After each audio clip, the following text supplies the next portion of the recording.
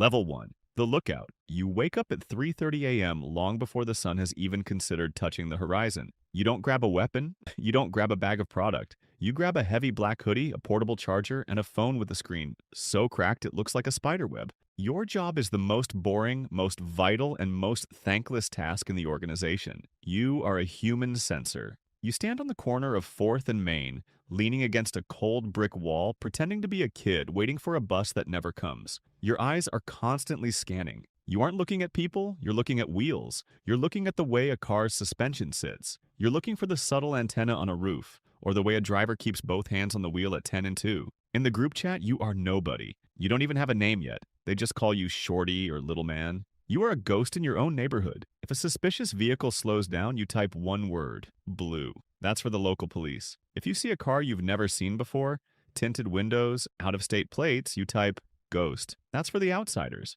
You aren't on the law enforcement radar yet. To the cops, you're just another statistic, another kid in a hoodie who's probably skipping school. They might shoo you off the corner, but they don't write your name down. You don't exist to them. You get paid in favors. Maybe a senior member buys you a burger. Maybe they let you sit in the back of the car while they play loud music. You are hungry. Your feet are numb, and your pockets are completely empty. But you stay. You're waiting for the day they stop calling you little man and start giving you something to carry.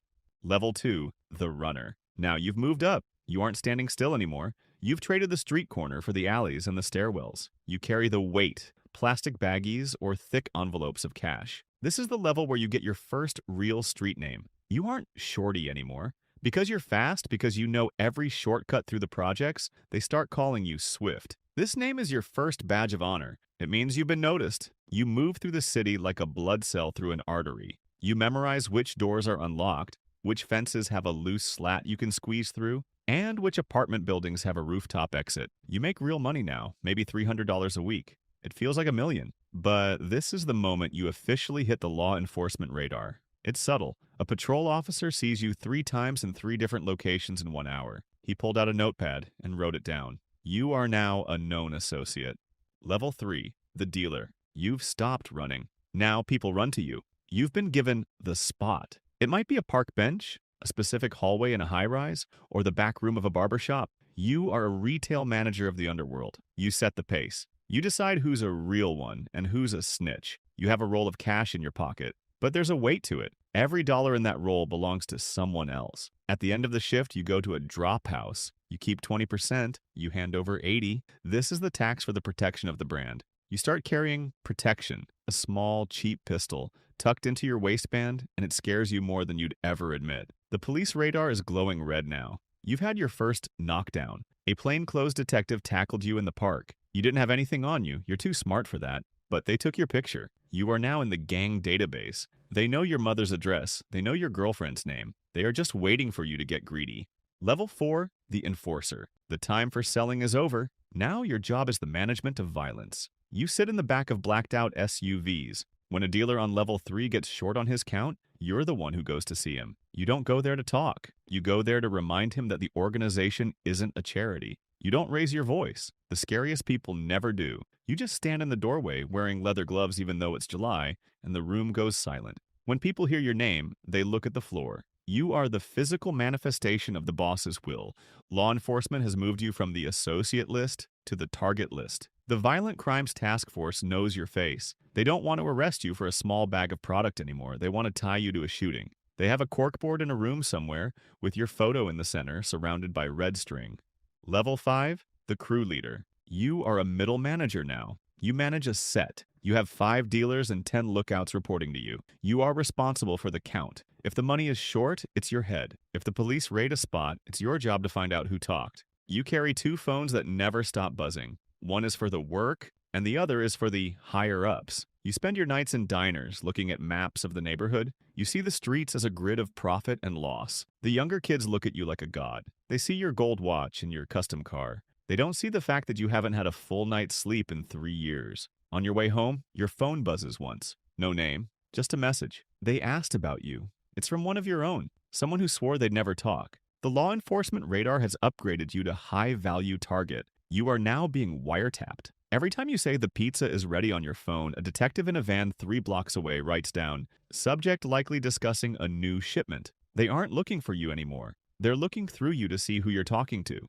Level 6, the lieutenant. You have officially left the street. You wear a suit now, not a cheap one. You meet in high-end steakhouses and the back rooms of legitimate construction companies. You manage the fronts. The car washes the trucking firms. You are an expert in money laundering. You know how to make $1 million in street money look like $1 million in rental income. You talk to accountants more than you talk to hitters. Your street name is starting to fade. In the meetings that matter, you go by your real name. You want to be seen as a businessman, not a gangster. But the feds are here. You aren't on the local police radar anymore. You're in the FBI's Organized Crime Division files. They have a code name for your investigation, something like Operation Broken Hammer. They are building a RICO case. They are documenting every dinner, every handshake, and every bank deposit. You are a whale in the ocean. Level 7, the strategist. You are the brain of the beast. You don't think in terms of streets, you think in terms of routes and supply chains. You decide which ports the shipments come through. You decide which rival gangs to go to war with and which ones to sign treaties with. You are a diplomat.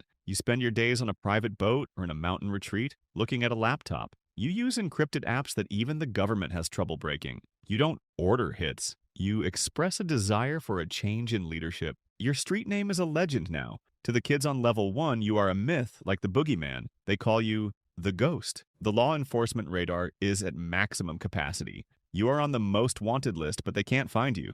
You have 3 different passports and 5 different identities. You are playing a game of chess against the Department of Justice. If you move left, they move right. You are the shadow that the sun can't catch. Level 8, the second in command. You are the underboss. You are the bridge between the myth and the reality. When the boss whispers, you are the one who shouts. You run the day-to-day operations of an empire that generates more revenue than a small country. You meet with senators, you meet with judges. You have donated to every political campaign in the state. You are the one who makes the unsolvable problems go away. If a high-level member turns snitch, you don't just kill him. You erase his entire existence from the records. You are the one who actually makes the machine move. The boss gets the glory, but you get the power. The feds have a 24-hour surveillance team on you. There is a satellite currently positioned to track your car. They have flipped your brother, your cousin, and your tailor. They are waiting for one slip-up, one signed check, one recorded conversation. You are walking on a tightrope. Level 9, the boss. You sit in a room that is perfectly silent.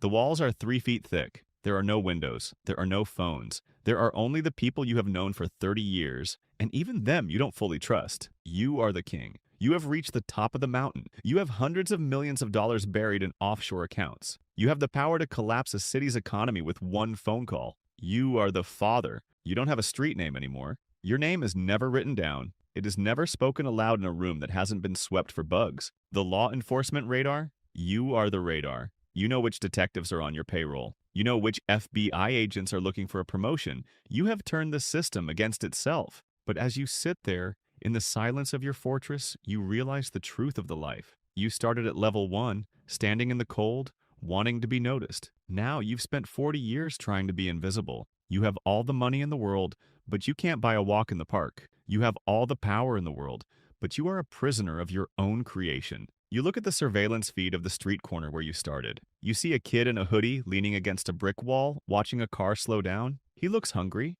He looks ambitious. He looks exactly like you did. If you like this video, hit subscribe and tell me in the comments which one I should do next.